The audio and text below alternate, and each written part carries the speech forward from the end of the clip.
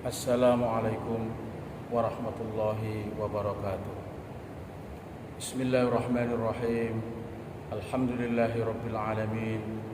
Wassalatu wassalamu ala asrafil anbiya'i wal mursalin Sayyidina wa maulana Muhammadin wa ala alihi wa ashabihi ajma'in. Yang kami hormati Bapak Kepala SMP Negeri 1 Karanggeneng, Bapak Ibu Dewan Guru, serta staf tenaga kependidikan dan anak-anakku sekalian yang saya cintai dan saya banggakan. Alhamdulillah kita bisa pada kesempatan ini kita masih bisa melaksanakan ibadah puasa. Mudah-mudahan segala amal ibadah kita diterima oleh Allah Subhanahu wa taala. Pada kesempatan kali ini kita akan berbicara atau membahas tentang sunnah-sunnahnya sholat dan perkara-perkara yang bisa membatalkan sholat. Karena ini penting yang kita lakukan sehari-hari, apa yang menjadi keutamaan dan apa yang sekiranya bisa membatalkan sholat yang kita kerjakan sehari-hari. Bismillahirrahmanirrahim. Sunanus sholati, beberapa kesunahan-kesunahan di dalam sholat. Wa sunanus sholati naw'ani, dan beberapa kesunahan sholat itu ada dua macam. Nomor satu, al-ab'adu, sunnah ab'ad, wa hiya sunanu idza turikat tujbaru bisujudis sahwi. Yang dimaksud dengan sunnah ab'ad itu adalah apabila kesunahan di dalam sholat itu ditinggalkan, maka orang tersebut atau kita wajib menggantinya bisujudis sahwi, dengan sujud sahwi. Yang kedua adalah al-hayat, sunnah hayat. Apakah sunnah hayat itu? Sunnah hayat itu wahiyya allati la yujbaru bisujudis syahwi. Apabila kita tidak sengaja meninggalkan sunnah tersebut, kesunahan tersebut, maka kita juga tidak wajib menggantinya dengan sujud syahwi. Di bawah ini kita bicarakan bermacam-macam kesunahan tersebut. Al-ab'adu, sunah ab'ad itu syai'ani, ada dua macam. Diterangkan dalam kitab ini disebutkan ada dua macam. Yang pertama, yang termasuk sunah ab'ad itu adalah at-tasyahudul awal, tasyahud awal ba'da rakaataini, setelah dua rakaat, atau tasyahud awal yang berada di rakaat kedua, di akhir rakaat kedua, fi sholati thulathiyah war rubaiyah, di dalam sholat yang terdiri dari 3 rakaat atau 4 rakaat. Itu biasanya setelah rakaat kedua atau di akhir rakaat kedua ada yang namanya tasyahud awal. Itu namanya sholat atau sunnah ab'ad. Nah, apabila kita lupa atau tidak sengaja, tidak melaksanakan, tanpa sengaja tidak melakukan tasyahud awal, maka kita diwajibkan atau kita dianjurkan untuk menggantinya dengan sujud sahwi. Sunnah abad yang kedua adalah al-kunutu fi sholati subhi, kunut di dalam sholat subuh. Apabila seseorang meninggalkan kunut di dalam sholat subuh, maka dianjurkan untuk menggantinya dengan sujud sahwi. Termasuk kunut ini apabila dilaksanakan di dalam bulan Ramadan. Wa fil witri fi layali nisfi ats-tsani min syahri Ramadan khassah. Dan juga di dalam sholat witir pada separuh malam yang kedua. Jadi mulai tanggal 16 sampai tanggal 30 atau akhir Ramadan itu juga ada kunut. Apabila kita meninggalkan, maka dianjurkan atau menggantinya dengan sujud sahwi. Al-hayatu, adapun yang termasuk sunat-sunat hayat, wa hayatus sholati, yang termasuk sunah hayat di dalam sholat, iku khamsata asrata syai'an, ada 15 macam sunah hayat di dalam sholat. Apa sajakah itu? Yang pertama adalah raf'ul yadain, mengangkat tangan, kedua tangan inda takbiratul ihram, mengangkat tangan inda takbiratul ihram, Allahu akbar. Inda ruku, pada saat ruku. Inda raf'i minhu, bangun dari ruku. Indal qiyami minat tasyahudil awal, mengangkat tangan pada saat berdiri dari tasyahud awal. Ini termasuk sunnah hayat, yang apabila kita tidak mengangkat kedua tangan kita, kita tidak diwajibkan untuk sujud sahwi. Yang kedua, wudi'al yadil yumna 'alal yusra, qabidan bi kaffil yumna ku al yusra, meletakkan tangan kanan di atas tangan kiri pada saat takbir. Wa yaj'aluhumal musalli tahta sadri, dan orang yang sholat meletakkan kedua tangan tersebut, yang tangan kanan di atas tangan kiri, itu posisinya ada di bawah dada. Ini termasuk sunnah hayat. Sunnah hayat yang ketiga adalah du'aul iftitahi, membaca doa iftitah ba'da takbiratul ihram.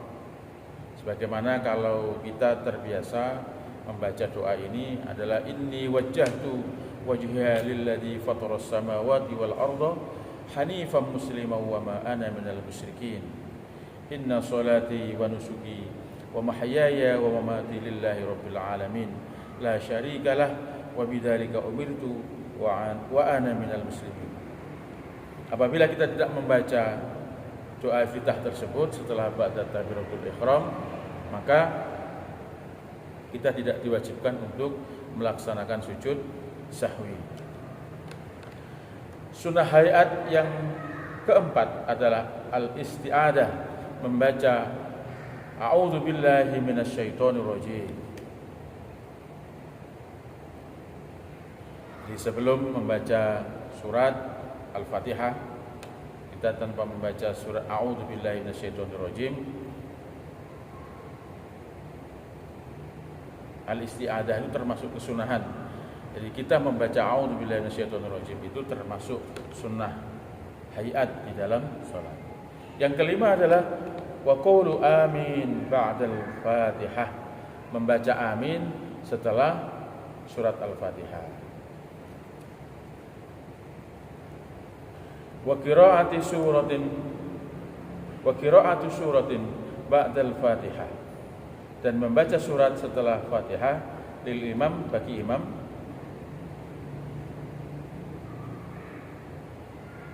wal munfaridi, dan orang yang sholat sendirian, illa fir raq'ati tsalitsati war rabi'ah, kecuali di dalam rakaat yang ketiga dan yang keempat.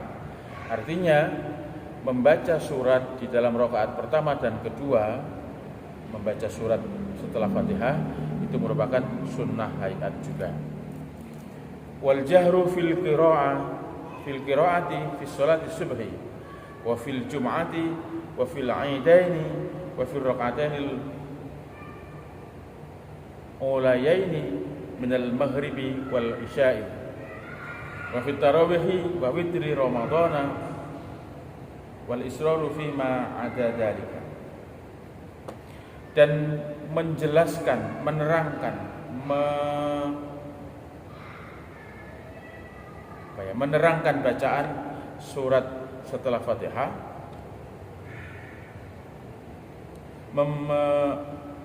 menjelaskan bacaan di dalam salat subuh di dalam sholat Jum'ah dan ketika sholat 2 hari raya dan membaca atau menjelaskan pembacaan tersebut di rakaat-rakaat yang pertama, pada rakaat pertama dan kedua pada sholat maghrib dan sholat isya. Juga mengeraskan suara atau bacaan di dalam sholat tarawih dan sholat witir pada saat Ramadan.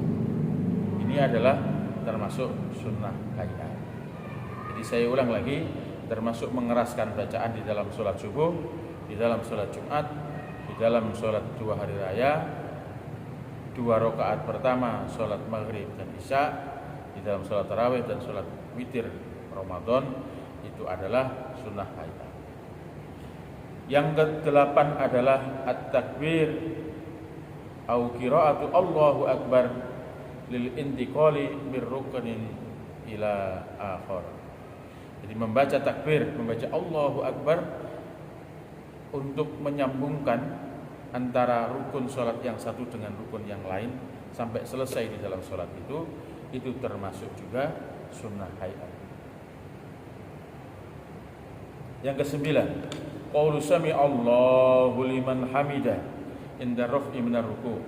Jadi membaca lafaz sami Allahu liman hamidah ketika bangkit dari ruku' itu merupakan sunnah hayat juga. Dan kemudian membaca doa i'tidal, Rabbana lakal hamdu mil'us samawati wa mil'ul ardi wa mil'u ma syi'ta min syai'in ba'd. Sunnah hayat yang ke-10 adalah membaca tasbih Subhana rabbiyal azimi wa bihamdi salatan fi ruku', Subhana rabbiyal a'la wa bihamdi salatan fi sujud. Membaca tasbih 3 kali di dalam ruku' dan di dalam sujud itu adalah merupakan sunnah hayat di dalam salat.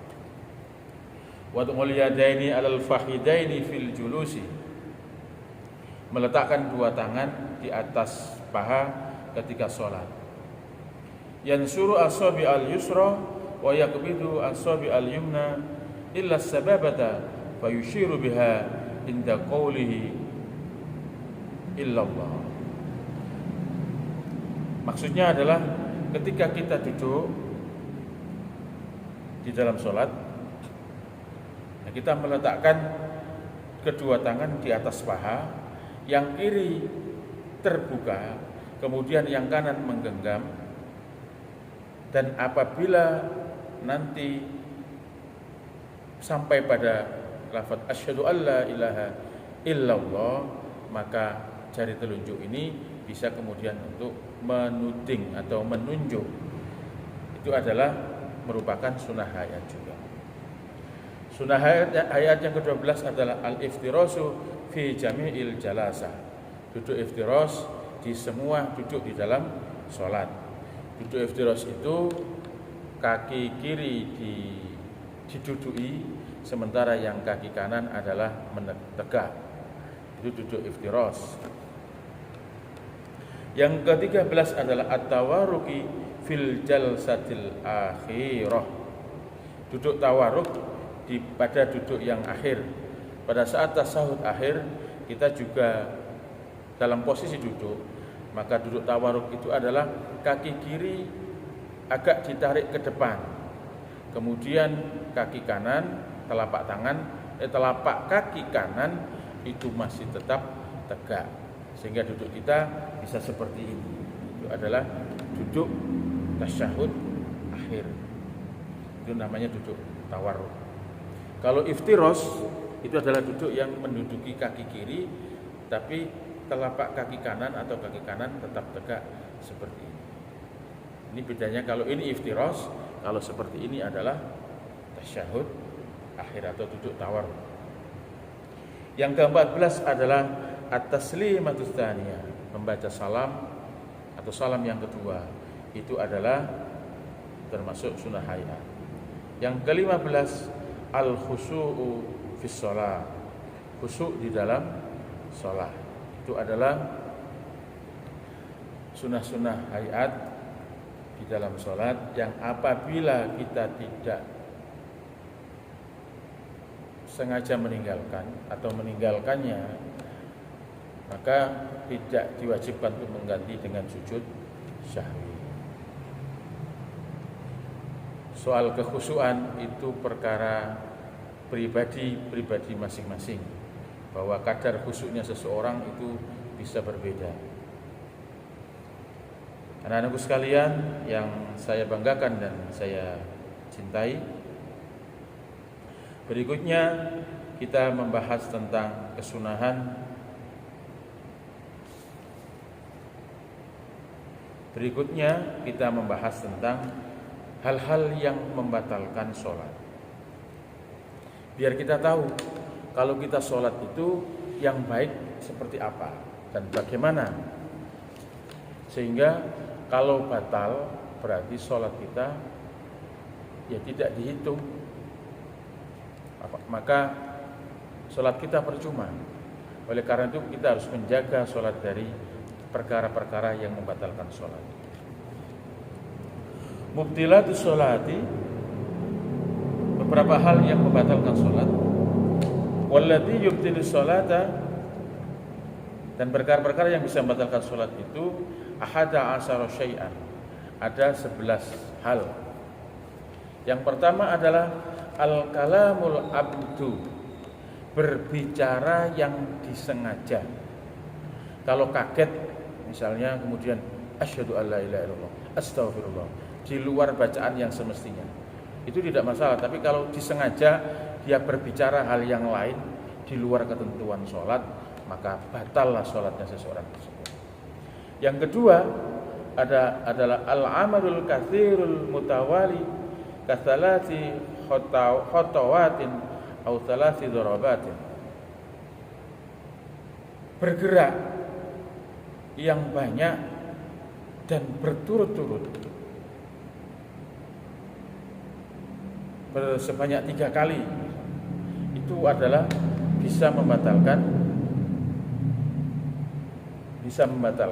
sholat. Jadi bergerak yang disengaja, kemudian pergerakannya itu sangat kelihatan,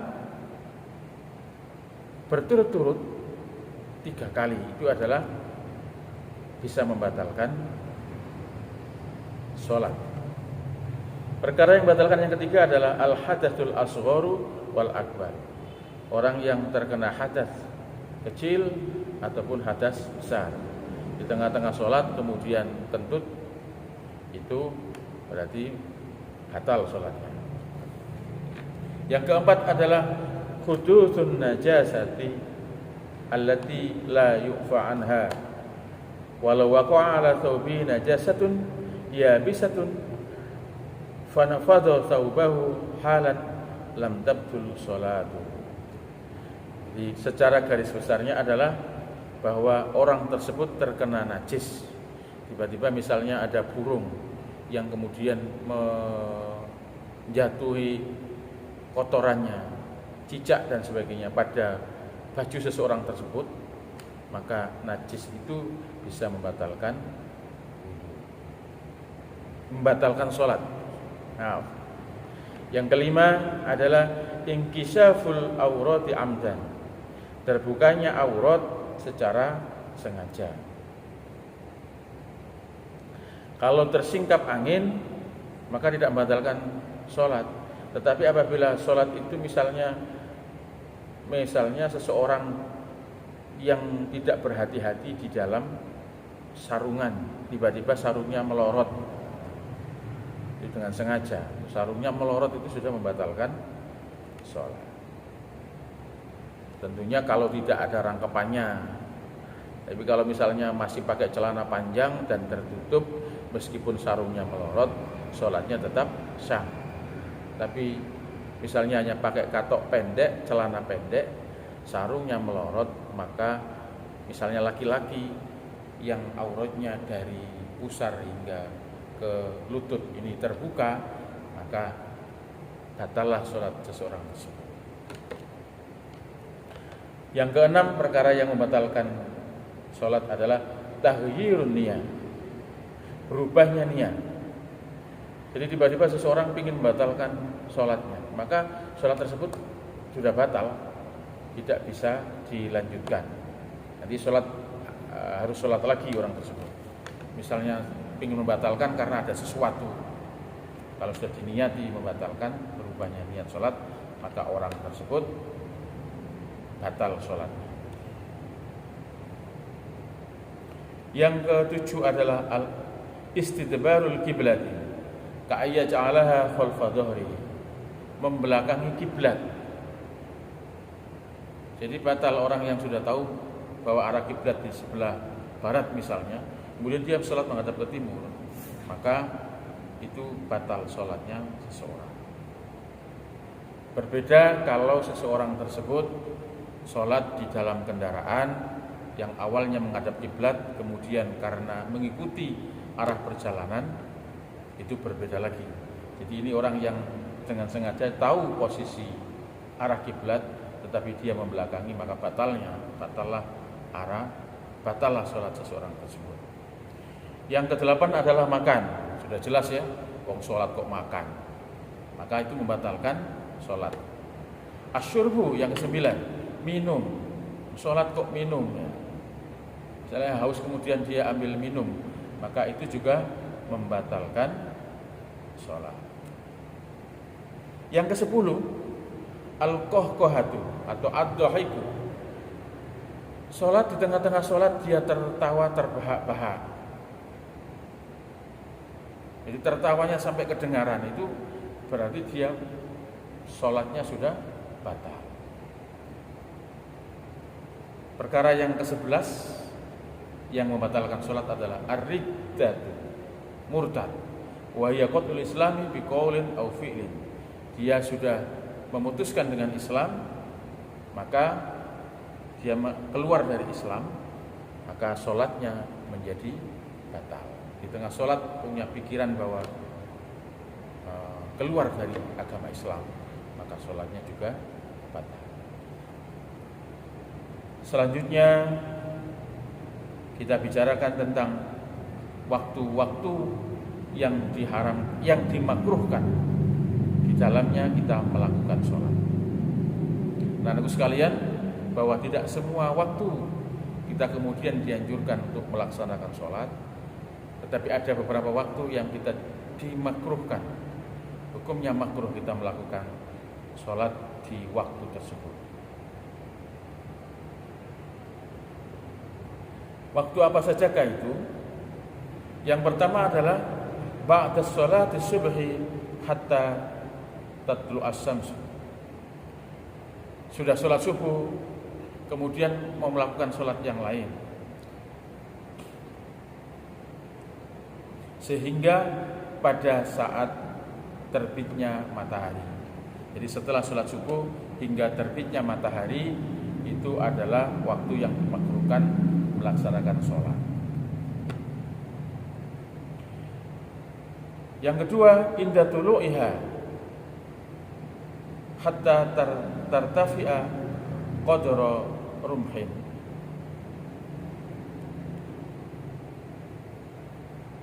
Pada saat matahari terbit, itu juga kita dimakruhkan untuk waktu, adalah merupakan waktu yang makruh untuk melakukan sholat, sehingga matahari tersebut terangkat sepenggala.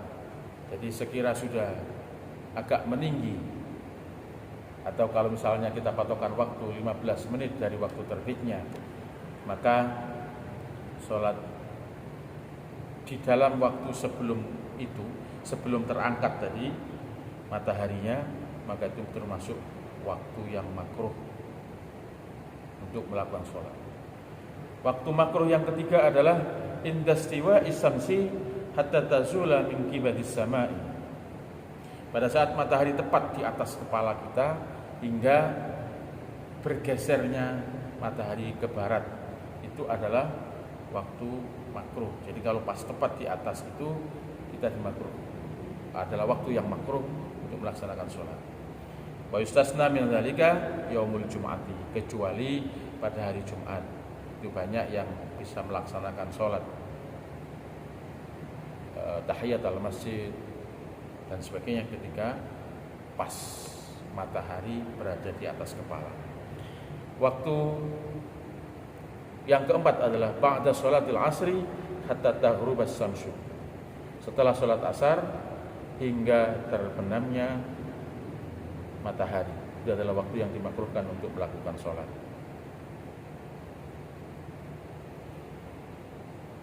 Yang kelima adalah inda ghurubis syamsi hatta yatakamala ghurubuha. Ketika matahari terbenam, pas terbenam itu hingga sempurnanya terbenam, benar-benar gelap. Itulah waktu yang termasuk dimakruhkan kita melaksanakan sholat. Jadi ada 5 waktu yang kita dimakruhkan untuk melaksanakan sholat di dalamnya, sebagaimana yang tadi kami terangkan. Mudah-mudahan menjadi keterangan yang bermanfaat, dan semoga kita tetap dibimbing oleh Allah untuk bisa menjalankan ibadah dengan baik, sehingga kita bisa mendapatkan ridho dari Allah Subhanahu wa taala. Amin ya rabbal alamin. Wallahul muwaffiq ila aqwamit thoriq. Wassalamualaikum warahmatullahi wabarakatuh.